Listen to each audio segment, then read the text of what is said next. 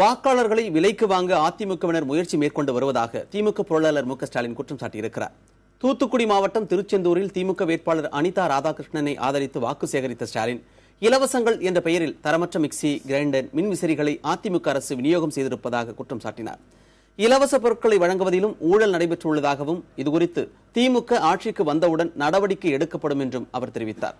தமிழகத்தில் உள்ள 234 தொகுதிகளிலும் பல கோடி ரூபாய் பணம் பதுக்கி வைக்கப்பட்டிருப்பதாகவும், இதுகுறித்து தலைமை தேர்தல் ஆணையரிடம் புகார் தெரிவிக்க உள்ளதாகவும் ஸ்டாலின் குறிப்பிட்டார். நாளைக்கு தலைவரிடத்தில் அனுமதி வாங்கிட்டோம்.